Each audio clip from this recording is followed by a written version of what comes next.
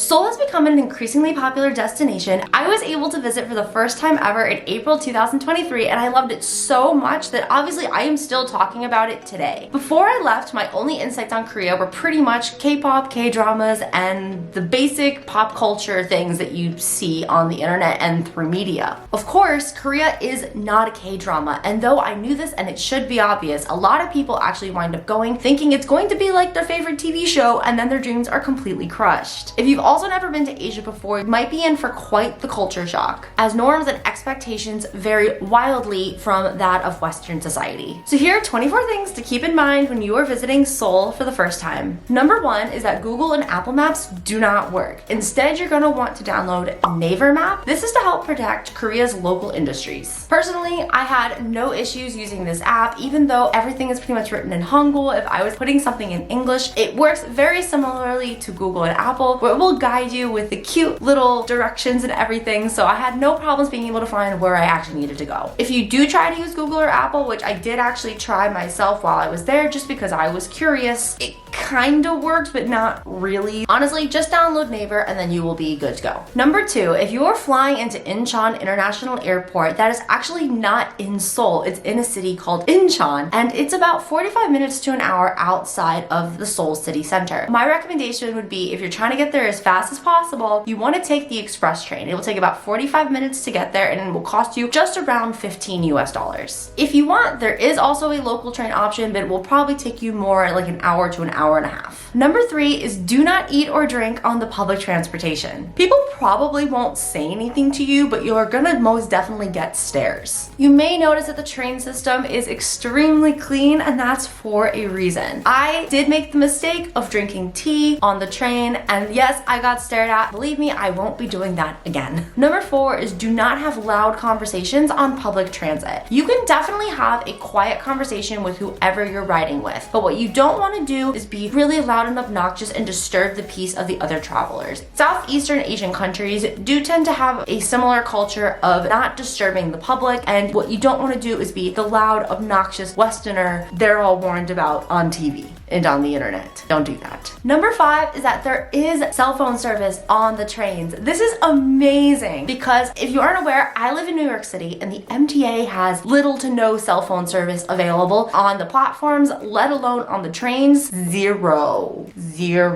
This is really nice because then you can check the maps, play your videos, send your text messages, things like that. But what you don't want to do is make phone calls. This definitely ties into the previous point of just not being loud, but stay off the phone when you're on the train. But go ahead and send your texts and check your social media. It will work just fine. Number 6 is that you want to get a refillable transit card, also called a T-money card. These are going to be available at local convenience stores. They come in a bunch of fun, cute, different designs. And if you can't find it, ask an attendant and they should be able to guide you towards it or let you know if they're out. Then you'll be able to refill them inside of the train stations using cash, and you'll want to tap in and out each time you use the train. And these are also great little fun souvenirs. You can take them home. Number 7 is if you do buy single-use paper transit tickets, you're going to want to return them at the machines after you exit the turnstile on your way out of the station. Then you'll get your refund on the ticket, so that's free money you're literally leaving behind if you don't return them. Number 8 is when you are getting off the bus, make sure you tap your T-money card to close the end of your trip, because that's how you then get charged. If you re-tap into a new trip without closing your last one, you could get overcharged for your previous trip, and nobody wants that. Take it from me, I did not know I was supposed to tap out getting off the bus, and eventually I realized that's what everyone was doing and why my money on my card and all the signals and things were getting really funky because I messed up. So make sure you tap your card when getting off of the bus. So number 9 is that they do not have Uber or Lyft. Instead, you're going to want to download Kakao T. This is another one of Korea's ways to protect their local companies, and I think that's totally fine. This app works like pretty much any other ride sharing app or taxi hailing app that you might be used to, such as Curb that we use in New York City. It does, however, only work, as far as I'm aware, with Korean bank cards, but don't worry, you can pay with cash at the end of your ride. Number 10, have cash. Korea is still a very cash-friendly society, and they're just not as credit card dependent as the West is. You're gonna find a lot of merchants are going to be cash only, such as food vendors, or if you don't have a Korean credit card, such as in our previous example, you're gonna need to pay cash to complete certain transactions. But don't worry, there are plenty of ATMs around Seoul that will accept international or foreign ATM cards so that you can convert your local currency into won. However, note you might be charged an international transaction fee from your bank. Number 11 is going to be, don't expect most people to speak English. Plenty of people in Korea speak English perfectly fine. However, Korea is not like Europe where English is extremely common, and it's not something that as a native English speaker that you usually would have to worry about there. English is a very complicated language, believe it or not. So please just don't get frustrated. If you do notice that there is a language barrier, remember, maybe you should learn some Korean before you go, because after all, you are in Korea. Number 12 is going to be to download an AI translator. My recommendation for you is going to be Papago. So if you're like me and you can't read Hangul or understand Korean very well, this can be extremely helpful in an instance such as needing to translate something like a sign or a restaurant menu. It will do it directly on your screen, which can make it much easier. Now, it won't be perfect, but it'll at least give you a much better idea of what is being communicated. Lots of places will have English translations of things, as the tourism in Korea, as from the whole preface of this video, has dramatically increased over the past few years. But just do not expect everywhere to have something in English, especially if you do venture outside of Seoul. Number 13 is that cultural sites are extremely affordable to visit. If you want to visit different palaces or other cultural sites, then it can only be a couple thousand won to get in, and some places even offer free entrance if you're wearing traditional Korean clothing such as the hanbok. Number 14, don't expect your server to be extremely friendly with you. This note is mostly towards people from the United States, such as myself, as we are very accustomed to servers being very friendly because they are working towards tips. However, in Korea, they don't work for tips. They're strictly doing their job. They're not necessarily trying to be cruel. They're just performing the task that they're being paid to do. This may come off as cold or rude, but please don't take it personally. Now, you might get someone who is super friendly, but don't expect them to be as you're potentially accustomed to. Number 15 is you don't have to tip your servers. Again, this is more of a note for people from the US, as we have a very high intensive tipping culture. That is not something that happens in Korea, so you will pay for your meal and that is all. Number 16 is there's a huge coffee culture. This honestly doesn't affect you in any way. It's more of just a fun note that there's coffee shops and specialty coffee pretty much everywhere. Number 17 is that they put sugar on things that you would not expect. If you decide to dine out in Korea for food that is not traditionally Korean, such as international interpretations, think of like American Chinese food. That stuff's definitely not Chinese. I was actually pre-warned of this by someone who I know who used to live there. She went out for Italian food, and when she got her garlic bread, there was sugar on the garlic bread. It completely threw her off. Personally, I did order a Korean breakfast sandwich, and I was very surprised that there was a sweet sauce on the savory sandwich. So if you're not into that, maybe avoid non-Korean foods while you're there, or try to ask. But there's a lot of sugar on things, so just be aware of that. Number 18 is you can legally drink in public. However, this is not going to be the same as Europe. So you can have alcohol in public. It's going to be more likely that you would drink it at a restaurant sitting down outside rather than walking down the street holding a beer, say you might do in Germany. You could definitely do this. You could walk down and drink while walking, but you're probably going to get some stares. It's not illegal, but culturally it's still more of a drinking it while sitting down at a restaurant outside rather than just on the street. At least that is from my personal observations. Number 19 is going to be that you cannot use your local home phone plan while you are in Korea. If you try, you may get one of the worst cell phone bills you've ever seen in your life, or it just flat out won't work. So instead, you're going to want to set up an international phone plan with your provider, or get a local SIM or an eSIM with data or minutes and texts for at least the duration of your trip. You can buy a local SIM card at the airport upon your arrival, or you can buy an eSIM card before your trip so that you can turn it on as soon as you get there and you are ready to go. If you'd like to save some money on your next eSIM, I do have referral codes for both Olafly and Airlo. They are both great international eSIM providers, and I will leave those links in the description below. Number 20 is that saunas are separated by sex and that they are nude. This is definitely an interesting experience and something that I did try while I was there. Just be aware that it is no clothes, so if you are uncomfortable with a situation like that, it may be something that you want to skip. Number 21 is that not all barbecue restaurants are the same. You might think in the US, oh, Korean barbecue is Korean barbecue. You know, you have tons of different meats. Well, not always. They actually do have a lot of specialty spots. I personally went to a specialty pork and a specialty beef barbecue spot while I was there, but I also went to some that did have tons of different meat options. Specialty barbecue spots do tend to have more exotic parts of the meat, and I would say don't shy away from these. At the specialty beef spot, but we did actually get to try things such as beef intestine, and it is actually one of my new favorite parts of the animal, and that might seem a little squeamish to some people, but I would say don't knock it until you try it. Number 22 is going to be not everyone looks like a celebrity. This kind of goes back to the whole don't expect Korea to be a K-drama thing. I've read a lot and seen a lot of things online about how people go to Korea for the first time and they're disappointed that not everyone looks like BTS. Please remember that South Korea is just another country like everywhere else, and that celebrities are always typically going to be the cream of the crop. Please don't place unnecessary expectations on the regular Korean populace. That's just not fair. Number 23 is that you are very unlikely to see a celebrity in public. Living in New York City, it is very common for celebrities to walk around on their own, and no, I've never actually seen anybody, but it is a pretty common occurrence. However, in Korea, there is a very strong fan culture to the point where celebrities sometimes even have their flight details announced online, and there's huge amounts of fans waiting for them when they get off at the airport. So this can just create a really unsafe situation. So it's not very likely that you're going to see a celebrity just walking around on their own, especially without bodyguards. And last but not least, number 24 is going to be just remember you are in someone else's country. You may not have to like everything that South Korea does or says, but it's extremely important to still be polite and respectful. Remember that they have their own customs and cultures, and that they should not be conforming to your preferences or morals. Remember that you are the foreigner in this case, not them. I do hope this video was helpful if you were planning a trip to Seoul. I had an absolutely amazing time myself. Of course, these are just things that I picked up from while I was there and a few tidbits that I was aware of before I left. If something doesn't sound right to you, please go ahead and let me know in the comments, but also remember that everyone's experience of the world is going to be different. Or I may also have just misinterpreted something, and if I did, please let me know. If you'd be so kind, please give this video a like, consider subscribing if you haven't already, as it really does help me out. Next, you can go ahead and watch my whole playlist from my time in South Korea. Thanks so much for watching, and I'll see you guys in the next one. Bye! Slow